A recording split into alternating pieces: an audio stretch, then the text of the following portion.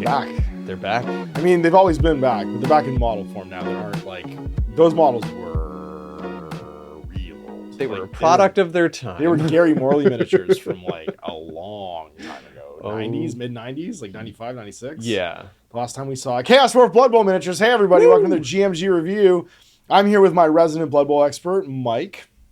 You run one of the longest running Ontario leagues. I think the Hobble's the other longest running Ontario Canada league, the Toronto, the TBBL. Yeah, I'm not even sure. I'm not currently running it. I'm participating. But, Sorry, but you're one of the founding fathers, I guess. Yeah, absolutely. Absolutely. The Black Knight Blood Bowl League. Yeah, we're in season 23 right now. Season 23. So think about how long has the store been open now? The store's been open for 14 years. 14 years. You run 2 seasons per year.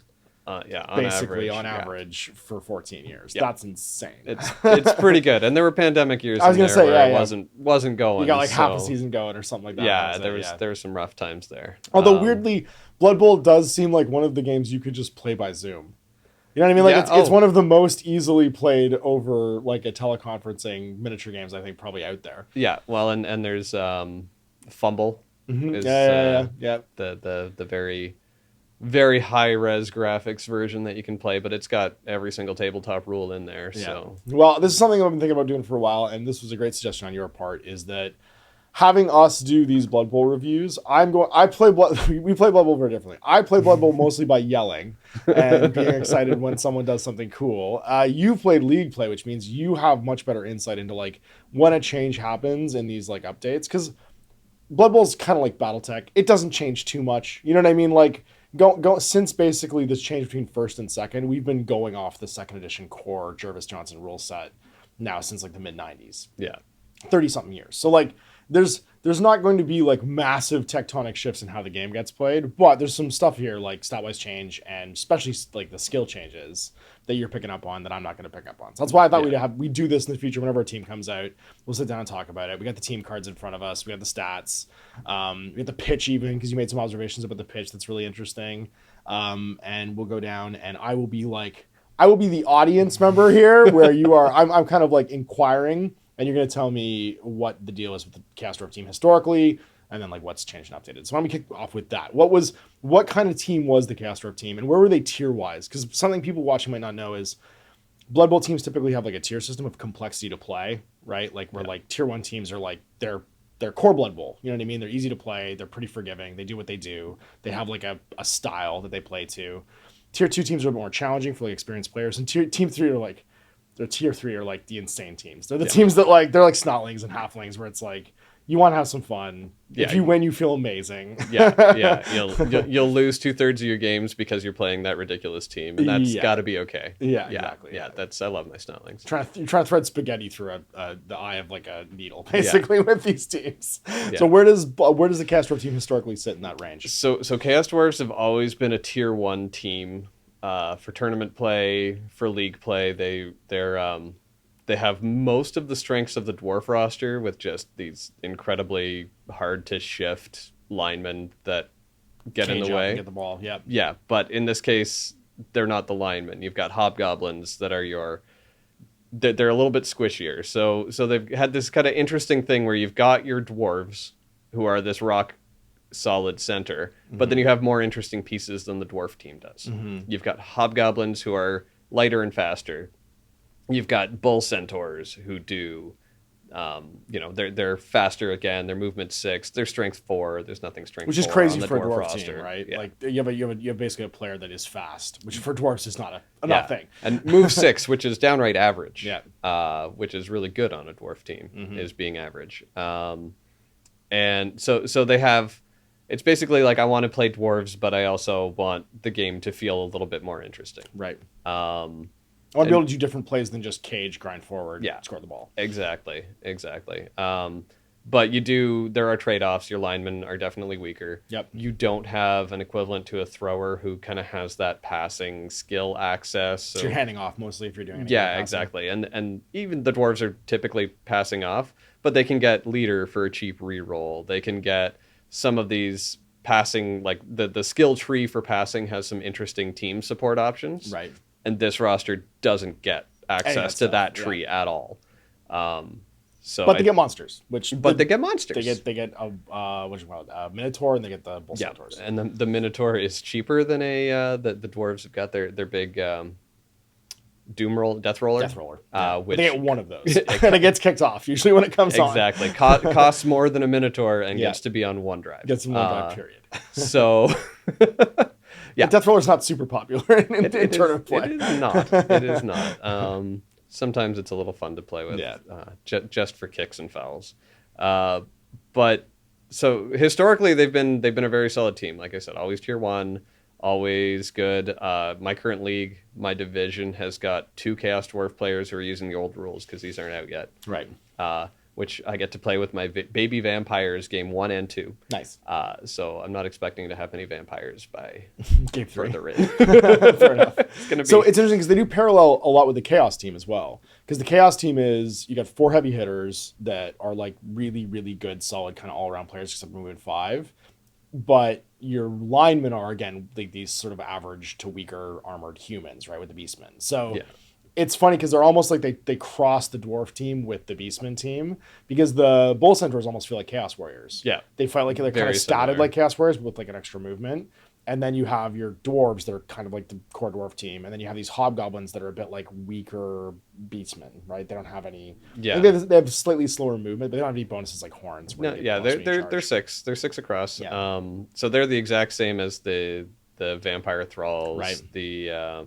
Ghouls? No, not ghouls. The Chaos Pact... Oh, yes, Renegades. The Renegades. Renegades. Yeah, they have that. They have the exact same. They're like lineman linemen stats. with worse armor, basically. Yeah. Linemen that forgot a shoulder pad. Yeah. Human linemen that forgot a shoulder pad. Sorry. Yeah. So, but they're also your only agility 3+ on this team. Yeah. So, if you want to do things with ball, sometimes that's important. Yeah, it can be a problem. These are typically the guys. Maybe they're just trying to hand it off to a bull centaur who doesn't really want the ball, but definitely wants to get those star player points. So what positions did they have historically before this update? So before this, simple roster, you had linemen. Yep. You had Chaos Dwarf blockers, 0 to 6 of them. And they had what stats? They had the kind of the dwarf like. Yeah, exact same as a normal dwarf. So block, tackle, thick skull. Block, tackle, thick skull, movement 4, agility 4+, armor 9. Not armor 10+. Oh, 10+, old school armor 9. Old armor 9. Yeah. I'm speaking my 90s language all of a sudden. Going back to. Yeah, I don't speak in pluses. The stat line going to pluses. It is. I mean, technically, it is still armor 9 because you have to roll a 10+ to beat the armor. Exact same outcome there. Presented differently. Yeah, exactly. But and then you had your bull centaurs who move 6, strength 4, which is massive. Always had sure feet and sprint, so they could go for it 3 times and have a built-in reroll on that. And you get mutation access on your dwarves and your bull centaurs. So it's another skill tree that they can access that the dwarves can't. Mm-hmm. Kind of like the Chaos Warrior team. Exactly. So you could build your claws, mighty blow, tentacles, whatever you want. Yeah, gross warriors. And then you've got a minotaur. So historically, in starting in the 2020 rule set, 2016 maybe, it's an enslaved minotaur.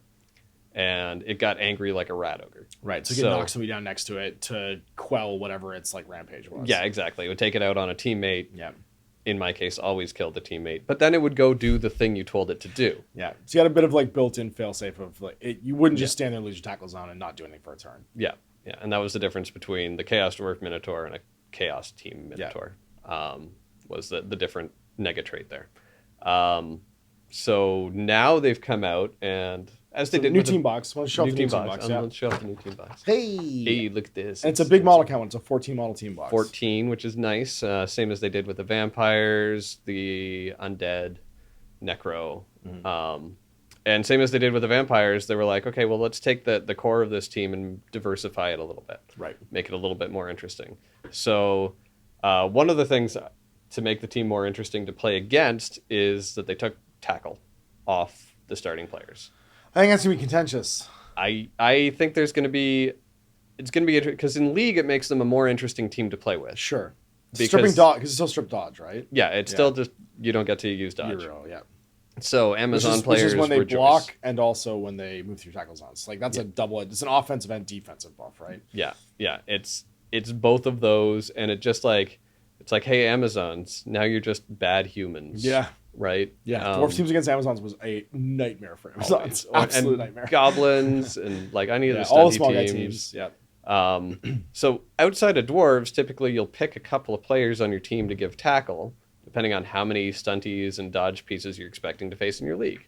Dwarves never had to make that decision. Yeah, Chaos Dwarves and never that got made their to make line that. tighter, right? Because you couldn't dodge the like if you could space guys out and you couldn't dodge through. Yeah, it's way less reliable to do so, or just getting away from them. Yeah. So they lost that skill, which I think is a net positive for the game. Sure. But they did trade it for Ironheart Skin, which is a mutation, wasn't it? It's a mutation. It's new to the more recent rule set, and it's bad.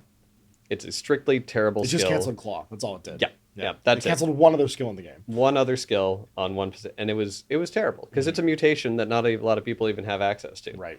But with this, they rewrote that rule. Yay! So new Ironheart skins. The entire Ironheart skull, like across the whole game. Yeah. So anyone can earn that mutation, can also earn this now. Yes. And does anyone else have it baked in? You can think of? Nobody I can think of has it baked in. Yeah. Not even like the Croxigor or like okay. Not that I can think of. They get thick skull typically for anything like this, but it's this weird thing that like you'd roll it on if you're doing random skills in your league. Roll me to be like, great. I lost in advance. oh good. My blitzer on my Warhammer or my Underworlds team is now immune to claw. Immune to claw. That'll come up twice ever. Yeah. So what does it do now? So now you just can't modify their armor value. Period. You can't modify it with Mighty Blow. Yeah. You can't modify it with Claw. Yeah. You can't modify it with Chainsaws. Or even fouling. Yeah, Gang Foul. Forget it. So the Chaos Dwarf blockers, which are 0 to 4 now, just stay on the pitch. You got to roll a 10. Got to roll the 10. It's a hard roll 10 every time. Yeah. That's crazy. Yeah. That's such a good skill now. It's basically like an invulnerable save. Like your save became invulnerable. Yeah. Yeah. That's a wild upgrade to that skill. So all of a sudden, if I rolled it on my Gutter Runner, I'm not sad that they're going to have to roll an 8. So your line became a little more porous in that you don't strip dodge anymore, but also people can just hit you. Yeah. And like you're not going to get taken out. Like you just keep standing back up and standing back up and standing back up. Yeah, and I don't care. And they've still got the same skill access that they used to, so they can get their strength skills, they can get their general skills. So you can take tackle easily enough if you want a couple tackle pieces. But you can put all of your guard, stand firm, mighty blow, whatever you want on them. And reliably, they're not going to go anywhere. Yeah. They're just going to keep punching until they're doing the Rocky IV thing where they just keep getting hit and hit and hit. And Ivan Drago can't beat them down, and he just keeps standing back up. Or the Homer Simpson Drederick Tatum fight. Yeah. So I can just babysit Morgenthorg with a blocker now. A single blocker, Like there you go. +2 mighty blow. I don't care. Yeah. Whatever. We're good. Whatever. We're just made it iron. Although if he does roll the 10, he will get that on the injury roll. So yes, you actually that's funny because you're right. Anytime you're basically moving mighty blow to the injury roll. Yeah. Automatically. Yeah. Without having to ask for it. But I mean still because they're armor 10+, that's like Ironheart skin on like an 8+, 7+, 9+ even is not as high value, but on these guys in particular it's pretty bananas. Yeah, it's gonna be it's really solid. I like it. Okay, so that's big. That's big change 1. Big change number 1. Otherwise, they changed the Minotaur to be a normal Chaos Minotaur. So just the exact same one as on the Chaos team now. No longer enslaved. Now just has the Unchanneled Fury. So if you roll that 1, he doesn't lose his tackle zones. He just doesn't do what you told him. Yep. Too angry. And then they added 2 new positional players to the roster. Okay. And these are in the box. These are in the box. Okay. You get the box is nice in that you get your full spread of positionals other than the bull-centaurs, which is a little sad because they're kind of core to the team in my mind. You can still add that's still a million gold coin roster though, right? Yeah. Yeah, for sure. Players, yeah, I was. I'm not sure. That's the only concern I'd have is that you can't play a million coins out of it. And you totally can, especially because rerolls remain 70,000. Yeah. So they're still expensive. So new player number 1 is the Sneaky Stabba. Okay. Who is a Hobgoblin lineman for plus 30k, and you make him the same stats except he's slightly worse at passing at 5+. Hopefully that never matters. It's because he's got a knife in one hand, man. Can't hold the ball with only one hand. Too busy holding his shank. Yeah. and he picks up Shadowing and Stab, which Shadowing is kind of a non-issue especially on a move 6 piece. It's if somebody leaves your tackle zone, you can roll, apply a formula based on the difference between your movement values, and if you succeed, then you get to follow them. Yeah. So the one thing that is kind of a consolation prize for is losing tackle, though, because you can keep tackle zones on guys that might get through your lines. Yeah. It's a little thing, but it's usually going to be on a roll of a 6, though. Sure. So it's not something you're ever going to want to rely on. But Stab is super cool because you just get to walk up and roll armor against somebody. That's it. Yeah. I could see putting these guys on the line on your offensive drive and some teams hate that. Yeah. Some teams absolutely, like, especially like Blodgers, like the Amazon team, they hate Stab because their whole thing is that their best defense is the fact that you have to roll a strike against them, basically. Yeah, exactly. And you just walk up and be like, "So what's your armor? 7+? Cool. Ah! And let's see, they don't have strength access. Oh no, they do. So you can get multi-block on them if you stock up a bunch of star player points. Oof. Want to have an expensive double stabber, really double stab on your line. So kind of like the Dark Elf Assassin, but not agility 2+. You have access to 2 of these in the roster for only 30K. That's a really cheap an stab. extra 30K. Yeah. So they're 50. They're 70. 70. Oh, yeah. wow. Okay, yeah. okay, They're not cheap players. So they're 40 base for the Hobgob plus 40 base. Yeah. Got it. Hobgoblins remain. I was gonna say, if you use 30K for a stab piece, I'd be just throwing them at people. Oh yeah, for sure. 100%. 2 every game, and they would just start on the line and be like, "Hey, Morgan Thorg, ah!" Yeah, just in case. I had a game recently with a knife, and I went 4 for 4 on stabbing Grashnak Blackhoof. Oh my god! who we have the model for here too? Actually. Yeah, he's very cool new model. He's massive. Okay. So what else is new? And then we've got the Chaos Dwarf Flamesmith. Okay. This is a brand new player. Very cool. This is one of the cards here. So it's a dwarf with movement 5. Crazy. That's exciting. Is his armor lighter though? Is his armor lighter? It is not. Oh, still 10+. He's got 10+. He's just hot footing. Yes. Now, I was surprised because I was pretty sure in the preview video that they said all of the Chaos Dwarves will have Ironhard skin, but these guys don't. Huh. They're still armor 10+, which is very durable. They trade block for brawler, which is strictly worse, but interesting. It is strictly worse. Yeah. Slightly more interesting. My ability is you brawler, and I barely ever use it. Yeah, it's not a great skill. It's a nice to have. But you don't really want to be blocking with these guys anyway. Is it keeping his points down though? Yeah, it's keeping him down to 80K. No, so he's only an extra 10 over alignment. And an extra move for 10 is crazy. Pretty good. For dwarves especially. Yeah. His Ironheart skin, right? Well, he doesn't have it. Oh no, he doesn't get them. Yeah. Oh, okay. Still has the thick skull. Has disturbing presence. So that's an interesting anti-passing skill that he's got. It's additional -1 if you're passing in his tackle zone. Within 3 spaces. Within 3 spaces, even. And you got and it's cumulative. That's a huge aura. Yeah. So you've got 2 of them, up to 2 of them on your roster. That affects handoffs too, right? It affects, not picking up the ball, but it does affect catching the ball. Nice. So it's a good counter to the the dip, dive, duck, and dodge. Just throwing them out there because if they're trying to escape the ball from a cage or something like that, they won't be able to, or it's harder to. Yep. I was just gonna say it'd be cool to give him on the ball so that he could do that pass block, but he can't have that skill. Okay. So don't do that because you're cheating. Because you'd be cheating then. But he does breathe fire. What? Okay. So that's interesting. So why don't we just bring out for 10 extra K? He breathes fire as well as +1 movement. He breathes fire as well. Wow. And does that count as a secret weapon? It's not. It's not a secret weapon. He just gets it. And describe breathe fire. What's that? They've posted this full rule online, but so it's once per activation. Instead of performing a block action, either as part of a blitz action or on its own, the player can perform the breathe fire special action. The player makes a breathe fire special action. They choose one standing opposition player they are marking, and roll a d6 on applying a -1 if it's a strong guy, minus strength 5 or higher. Right. On a 1, the person spitting fire gets hit by their own fire. Because they get burned. Yeah. Because it's Blood Bowl, and this has to happen. I mean, to be fair, he's swallowing something and blowing it back out. and that's not a natural one. That's any one. So that's going to affect the -1 with for sure. But on a, let's see, 2 or 3, the player is okay. On a 4+, the opposition player is immediately... Oh, wait, I'm going to lose my line here. On a 4+, the opposition player takes the Gout of Flame and is placed prone. And on a 6, the player is knocked down.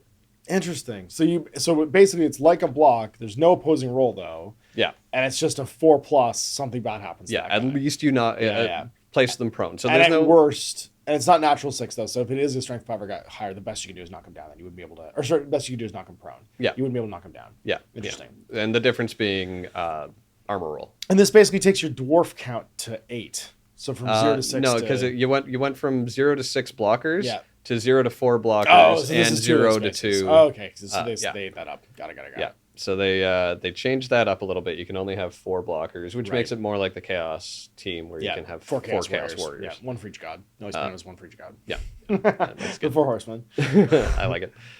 So these guys give you another... So you've got the stab, and then you've got this, which is just a 4+. That's so much knockdown. offense for like not blocking, not getting to throw block dice. That's such a weird... That's such a crazy offense against things like Amazon. Like any of those like high dodge blodging teams, Wood Elves, Amazons. Yeah. Like you just get to bypass all their shenanigans and be like, I brought a knife and or a mouthful of, I don't know, some type of like potato vodka. And just in case, I also brought a Minotaur. Yeah. And, and also some Castor, some centaurs, you know, a couple other things. Just so they're going to be all over the place. So these guys, like I'm not super excited about the Stabas just because of the 70K price tag. That's a lot. That's a Chaos Dwarf blocker. But 80 for this guy. But 80 for this guy with the additional movement. Same agility of 4+, which isn't great. But he's got, with that disturbing presence and with the breathe fire, I think he's a really cool player. Because you've got your front line of these blockers, and then you got these 2 guys maybe a step back mobile to like blitz into the hole and like attack whatever's the piece needs to go down with flame. Make those 1-turn touchdowns harder because of disturbing presence. And it's a really cool defensive piece to have sitting like a space back maybe on the front line. Yeah, I think they're going to be really interesting. Okay. And then bull centaurs, I think, are exactly the same. Sprint, sure feet, thick skull, move 6, armor 10. Yeah, their counts stay the same. So you get 0 to 2 of them. Yeah, and they're 0 to 2, 130K. Expensive players, but very, very good, very reliable. Interesting. So with these new changes, then, what would your starting roster look like, maybe for league versus tournament? Because these are 2. This is just an example for people, and you've got tons of experience doing this. You've got 2 typically types of rosters you'll make. You'll make a tournament roster, which might even be at like 1.5K or whatever if you're doing tournaments, if you're doing like an advanced tournament or like a knockout tournament. And then you have league start, like what would your build be? Because there's a lot for sale today, and the box will make $1 million. Yeah. But like, what else would you want to get on top of that? And then we'll talk star players after that. Yeah. So I kind of put together 2 rosters on this one. The box builds a nice 1 million team. You get you get 12 of the players out of the box. Right. Your 6 linemen, your 2, like everybody's in there. All of your dwarves. So you drop 2 hobgoblins. I think you drop two hobgoblins. Yeah. And there's a little bit of change there, and you get your 3 rerolls. You might even get your apothecary on that one, and that's $1 million, and that's a solid start. Sure. Right, and then you start, and all you need to do is buy your bull centaurs, and you're good to go. Yeah. Right. That's what you're hiring in. You're hiring in bull centaurs afterwards, exactly. And then maybe the minotaur. And then maybe the minotaur. Yeah. Exactly. Extra Exactly. hobgoblin. Now at 130K, they're expensive to get, but they're pretty good. And 2-3 games in, you'd probably be able to afford 1. Yeah, 12-player roster. So if you really wanted to, anyway, like there's lots of things that you can play around with there. And why would you start without a minotaur, without a bull centaur? Do you think you don't need them in the beginning, or like? Well, so partly because I want to buy this box off the wall at my local game store. Of course, yeah. And then play with them. And play with them would be one reason. Right. The bull centaurs. Because it would take your count to 11 probably to start with 1. Or you wouldn't get through rolls. You could. Yeah, basically the choice is one of those 2 things. Yeah. Lose a player or lose a reroll. And this team doesn't have any skills that, other than block on 4 of the dudes, doesn't have any sure hands or anything to help you get the ball or move the ball. So you want to develop those players typically earlier, right? Yeah, exactly. And that's not necessarily something you're going to give the bull centaurs, because they're going to be blitzing mostly and moving around and hitting pieces down. Yeah, bull centaur needs exactly 1 skill to be really good, and if you feed him the ball, like it might cost you a couple of turnovers or a couple of rerolls, but you can get there in a game. Yeah. Typically, you'll get him block, and then he can do whatever he wants. Yeah. Right. That's once he's got block, you're fine. You've got the magic missile that is this guy who's just all legs that can go for it 3 times and has a reroll built in. Or if you want to be spicy, give him Juggernaut so that he can blow through. Yeah. Cool. So that's the box build. You're waiting on the bull centaurs. You can also build. I wanted to double check. You can just play old Chaos Dwarfs if you want to. 6 linemen, 4 blockers, 2 bull centaurs, 3 rerolls. That's your roster. Cool. So if you've got an old team kicking around, you're good to go. Using new rules, that's $1 million, right? And then tournament rosters. What's the standard tournament format right now? Is it 1.5 or 1.2? 1.2. Okay. Yeah. Typically between 1.1 and 1.2. It depends on your star player access. The nice thing with this one is that you usually have to have 11 players and then a star player. Right. And because you've got such cheap linemen, you can actually do that. Right. Whereas a lot of teams like Dwarves and Elves, you have trouble getting a star player on the roster even if you wanted them because they are expensive linemen. So you've already spent 700-800K of your money just getting to 10 players. Right. With nothing else. So cheap linemen mean that you'll get access to those star players if you want them. Because you fill it to 6 with what? With 6 times 3 is 180. So you got lots of coin left. Lots afterwards. of coin left. Yeah. And you got $1 million almost left, typically. 70K for the blockers. So like you fill in your 4 blockers. Rerolls, 210 plus 180, you're at 390. 400, so you got about 600. You got about 800 to play with for the rest of the depending roster. on what you're doing and what skills, and a couple of, again depending on your tournament format, you get to assign skills, to the players because they're not developing. So you don't block need on your bull centaurs probably. block on your bull centaurs, or your minotaur if you're taking them. You got a sure hands goblin. Yep. To go scoop up the ball and be safe with it, and then do whatever you want from there. Right? Yeah. I think they're going to be a really interesting team. I don't know that they got more powerful in this change from the old one, just because Chaos Dwarf blockers were so good, and now you only get 4 of them. Yeah, you only get 4 of them, and also because most tournaments are resurrection, you're not actually worried about being taken out. Right? Yeah. So like it's cool that you stay on the board longer, but the utility of just having this impenetrable tackle line that can't be pushed through in a tournament is way more powerful probably than the staying power of not being able to be knocked out. Yeah, I think so. But you mean you show up in the second half at least. Like that would be the big thing, is you're probably showing up in the second half. And I think they're just more interesting to play with and against. Honestly, like cool. I mean, with the positional pieces especially, breathing fire and stab in a tournament is a freaking crazy skill. Yeah, it is. Like to take guys out early and just be like, oh yeah, you're the big dependable piece. So you put 2 skills on. Yeah. I'm just gonna walk over and put a knife in that guy. Or I'm gonna breathe fire and knock him down for every turn. Yeah, that's a huge deal. Yeah, and I'm gonna push people into my flame throwers so they're knocking people down. And again, armor 10 plus on that guy and move 5. So he's not a slouch. Well, let's talk about our special characters then. We got 2. We got a guy with a bazooka. We got Nashrak, right? Yeah. Oh, we have 3. Sorry, there are 3. There's no. They haven't revealed the model yet. For the Minotaur, that's right. He's not in this wave. Or no, for the Hobgoblin Stabba. Oh, okay. They haven't. He's not released in this wave, but his stat card is in this kit here. Yes. So he has got plus movement and agility 3+. So he's basically. What's his name? His name is Rashnak Backstabba. Ooh. Guess what he does? Does he stab people in the back? He does. Okay. Neat. Does he drive an Uber? No, he stabs people in the back. Yeah, he does that. So he is he doesn't play for Chosen of, just Badlands Brawl. Interesting. So sneaky stabba with plus move. Yep. And sidestep. Sidestep's handy. And sneaky get, so you can foul with him and be less likely to get kicked out. Getting called on, yep. And then his special is he's a toxic connoisseur. Okay. Once per game, when Rashnak successfully breaks an opposition player's armor as a result of a stab action, you may apply an additional +1 modifier to the injury roll. Oh, cool. You can apply it after it's been made. Like 9. Let's just do a 10. I'm feeling a 10 today. Yeah, That's I'm feeling it. And what's his cost? 130.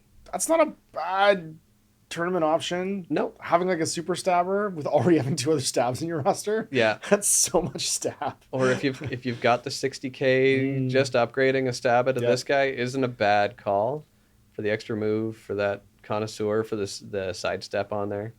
And shadowing is more reliable on a move 7 piece. So, True, absolutely. And you get a move 7 piece in this roster, which is cool. Yeah, which you just don't get. So let's talk about Nashrak and Zargrad Madrak, whatever his name is. Zarg Mad-Eye. Zarg Mad-Eye. Yeah, Mad-Eye. He used to be a guy with a bazooka. He had like a shoulder bazooka, I think, in the first edition of Blood Bowl, and then he had a blunderbuss. Yeah, and now he's whatever this thing is. He's firing. He brought the blunderbuss back out. It looks like a t-shirt cannon. Like that's what it looks, you know what I mean? Like, it's like one of those what should we call it? Like a t-shirt cannon that you fire t-shirts in the crowd with. And suddenly one of the 3D print companies are designing a dwarf with a t-shirt cannon. With a t-shirt cannon, yeah. 100%. Why not? So hey, you've got a dwarf with a passing of 3+ on this guy. Still agility 4+ though. You don't want to pick up the ball. Just hand it to him. Just walk directly over to him and put it in the gun. If you could just kick it out so that I if can you just place it in the barrel of the gun, that would be great. I would appreciate that very much so. Yeah. So he is a cannoneer with Hail Mary pass, nerves of steel. He is a secret weapon again. Okay, so you get kicked off. And sure hands and thick skull. So 130k again, same price as the Hobgoblin one. More durable, obviously. More durable, but only for 1 drive. Yep. Gets you that sure hand, so 50-50 with a reroll to pick up the ball. If you really need to score in the second half, it feels like this is the guy you pull out and try and, I don't know, dump someone in the end zone and then long ball the ball to him. Or pick up the ball. Yeah, you just get your guys in the back there, and he can, with Hail Mary pass, he can just put the ball anywhere. Yep. Cannoneer gives him a +1 to those long passes. Yep.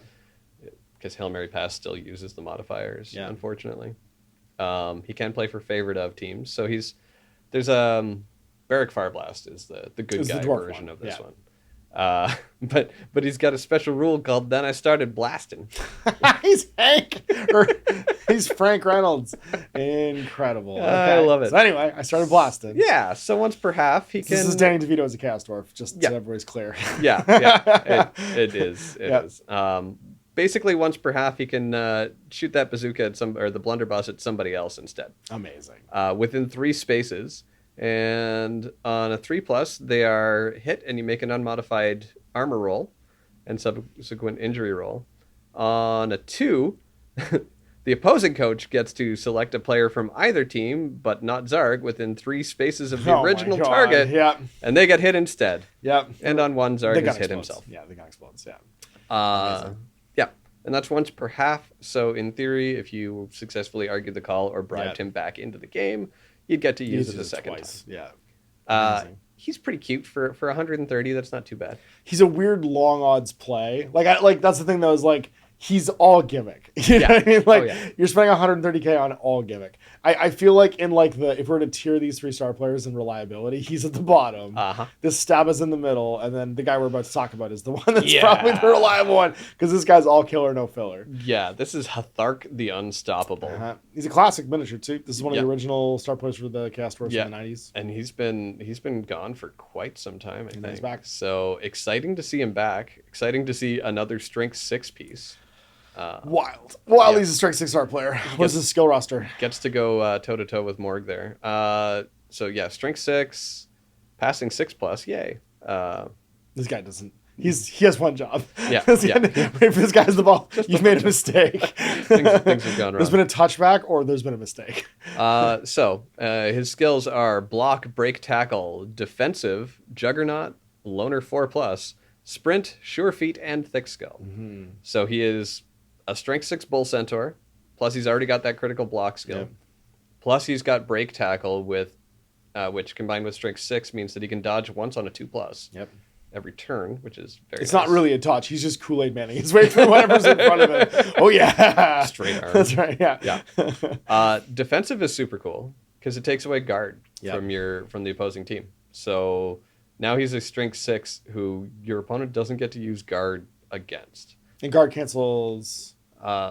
Guard is just your assists work even if you're if you're that's right. Yeah. So to take that away from people and just be this brick wall, that's really cool. And block is just good offensively and defensively, and is the best skill in the game. It is the best skill in the game. If they split the offense and the defense, they might be the best 2 skills in the game. So unstoppable momentum is his special rule. Whenever he performs a blitz action, he can re-roll a single block die. Wow. 1 assist, he's got 3 dice on a lot of people. Yep. And you get to reroll one of those 3 dice. Yep. That's really good. Yep. He is the really least likely to triple skull in the game. He is 300k. Whoa. Whoa. Okay. I mean, he's designed for one purpose, and that's to kill. Yeah. He is a Terminator of a piece. So in tournament, you're building your roster around this guy. Yeah.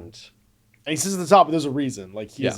is a ballistic missile of go and kill a piece if you want to kill a piece this turn. he's awesome. And if you can touch back the ball to him, he just walks through the line and just goes like, "Oh, that's cool. That's cute. You want to get my way? Cool. Cute. Let's go." Yeah, you want to throw uphill? I've Yeah. got block. You want, Yeah. no, he's going to be a problem. He's not going to show up very much in League, thankfully, because of the Cost. The cost. Yeah, he's a big inducement. But, well, actually, your team needs to be doing really bad for him to show up, which I think would be funny. He'll show up in teams that are getting absolutely hammered and just be like, "No, we assert dominance for one turn."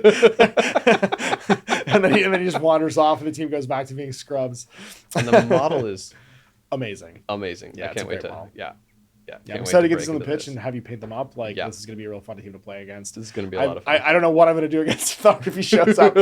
We should start. That's something we should actually start thinking about doing. Is instead of doing league games, just doing because like doing sevens, doing tournament like games. Yeah. Would be kind of the same way because you have to take certain pieces, it kind of pushes the count down. Yeah. And pushes us into like a certain type of play style where like our games would be a bit faster probably. Yeah.